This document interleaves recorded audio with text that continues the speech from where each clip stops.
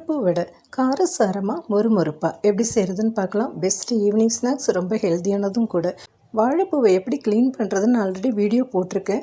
Link description பாக்ஸில் கொடுக்குறேன். தேவைப்பட்டதுன்னா பார்த்துக்கோங்க. வீடியோ ஃபுல்லாக பாருங்கள். பிடிச்சிருந்ததுன்னா லைக் பண்ணிவிட்டு சப்ஸ்கிரைப் பண்ணிக்கோங்க. இப்போது வாழைப்பூ வடை எப்படி செய்கிறதுன்னு பார்க்கலாம். இதுக்கு நான் 1 கப் கடலைப்பருப்பு எடுத்திருக்கேன். இது 2 இல்லை 3 டைம் நல்லா வாஷ் பண்ணிக்கோங்க.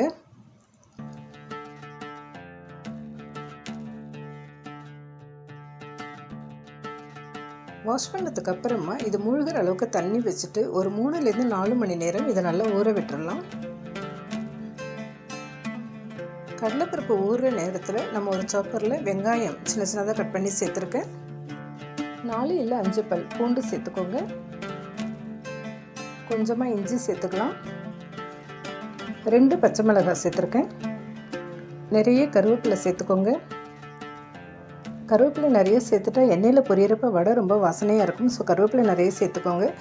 உங்களுக்கு வேணும்னா நான் சாப்பரில் என்னென்ன திங்ஸ் சேர்த்துருக்கணும் எல்லாத்தையுமே சின்ன சின்னதாக கட் பண்ணி எடுத்துக்கோங்க. இது பிஜின் பிராண்ட் சாப்பர். குக்கிங்க்கு ரொம்பவே யூஸ்ஃபுல்லாக இருக்குது. வெங்காயம், பச்சை மிளகாய், இஞ்சி, பூண்டு, கருவேப்பிலை எல்லாத்தையும் இந்த மாதிரி சின்ன சின்னதாக ஓரளவுக்கு கட் பண்ணி எடுத்துக்கோங்க. கொத்தமல்லி வேணும்னா மல்லி இலையும் சேர்த்துக்கோங்க. இது எல்லாத்தையும் ஒரு பவுலுக்கு ட்ரான்ஸ்ஃபர் பண்ணிடலாம். நான் வாழைப்பூ ஆல்ரெடி நல்லா க்ளீன் பண்ணி வச்சுருக்கேன். அதையும் நான் சாப்பரில் சேர்த்துக்கிறேன். நீங்கள் வேணால் நைஃப்பில் சின்ன சின்னதாக கட் பண்ணி சேர்த்துக்கோங்க.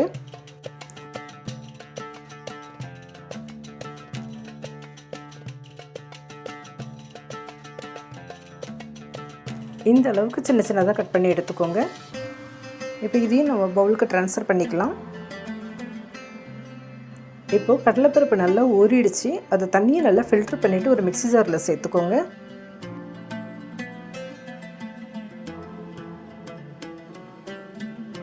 இது கூட காரத்துக்காக நான் ஒரு 10 சிகப்பு மிளகாய் சேர்த்துருக்கேன்.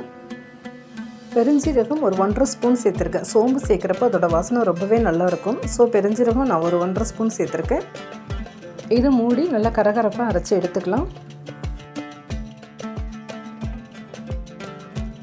இந்த மாதிரி கரகரப்பாக அரைச்சிட்டு நம்ம ஆல்ரெடி வாழைப்பூ, வெங்காயம் எல்லாம் கட் பண்ணி வச்சுருக்கோம் இல்லையா, அது கூட இதையும் சேர்த்துக்கலாம்.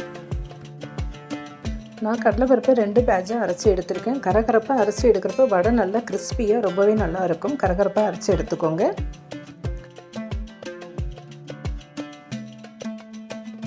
இப்போது இது கூட ஒரு 1/2 ஸ்பூன் மஞ்சள்பொடி சேர்த்துக்கலாம். 1/4 ஸ்பூன் பெருங்காயத்தூள் சேர்த்துக்கோங்க. இதுக்கு தேவையான உப்பு சேர்த்துக்கலாம். இது எல்லாத்தையும் கையால் நல்லா மிக்ஸ் பண்ணிக்கோங்க. வாழைப்பூ, வெங்காயம், பச்சை மிளகாய், கருவேப்பிலை எல்லாமே நல்லா மிக்ஸ் ஆகணும். கொத்தமல்லி இருந்தால் கொத்தமல்லி சேர்த்துக்கோங்க. நல்லா கையால் மிக்ஸ் பண்ணி எடுத்துக்கோங்க. காரத்துக்காக நம்ம இதில் மிளகாத்தூள் எதுவும் சேர்க்க போகிறதில்ல. ஏன்னா ஆல்ரெடி நான் 2 பச்சை மிளகாய் சேர்த்துருக்கேன், சிகப்பு மிளகாவும் சேர்த்துருக்கேன். அதனால் காரத்துக்காக மிளகாத்தூள் எதுவும் நான் சேர்க்கலை. இந்த காரமே போதும். சில சமயம் வாழைப்பூ, வெங்காயமெல்லாம் ஜாஸ்தி ஆகிடும், கடலைப்பருப்பு கம்மியாக ஆகிடுச்சுனாக்கா நீங்கள் அரிசி மாவு சேர்க்காம இதில் கடலை மாவு சேர்த்து பண்ணிங்கன்னா டேஸ்ட்டு ரொம்பவே நல்லாயிருக்கும். கடலை மாவு மிக்ஸ் பண்ணிக்கோங்க. வடையும் உதிராமல் நல்லா முழுசாக வரும். மாவு பிசைஞ்சு ரெடி ஆகிடுச்சு. இப்போ இதை மாதிரி சின்ன சின்ன உருண்டையை உருட்டி எடுத்துக்கலாம்.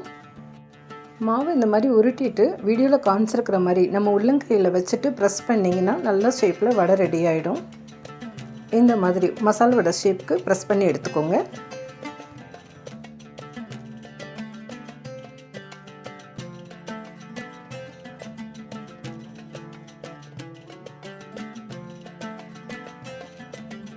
எல்லா வடையும் தட்டி ரெடி ஆகிடுச்சு. நான் ஆல்ரெடி கடாயில் எண்ணெய் சூடு பண்ண வச்சுருக்கேன். எண்ணெய் நல்லா சூடானதுக்கு அப்புறமா அடுப்பை மிதமான தீயில் வச்சுட்டு ஒரு வடையாக அதில் சேர்த்துக்கலாம்.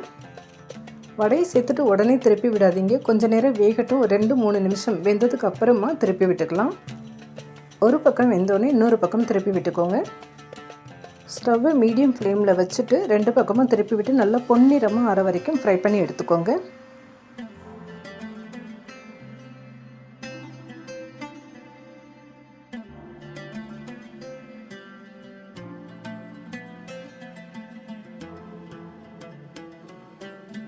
அவ்வளோதான், வடை நல்லா வெந்துருச்சு. நல்லா கிறிஸ்பியாக கோல்டன் ப்ரௌனாகவும் ஆகிடுச்சு. எண்ணெயிலேருந்து ஃபில்டர் பண்ணி எடுத்துக்கலாம். அவ்வளோதான், வாழைப்பூ வடை ரெடி ஆகிடுச்சு. வெளியில் நல்லா கிறிஸ்பியாகவும் உள்ள சாஃப்டாகவும் நம்ம கருவேப்பிலை, கொத்தமல்லி, இஞ்சி, பூண்டு எல்லாம் சேர்த்துருக்கிறதுனால இந்த பெருஞ்சீரகம் எல்லாம் சேர்த்துருக்கோம் இல்லையா, நல்ல வாசனையாக ரொம்பவே நல்லா இருக்கும். Best tea time snacks. Try பண்ணி பாருங்கள். வீடியோ பிடிச்சிருந்ததுன்னா லைக் பண்ணிவிட்டு சப்ஸ்கிரைப் பண்ணிக்கோங்க. நெக்ஸ்ட் வீடியோவில் பார்க்கலாம். பாய்.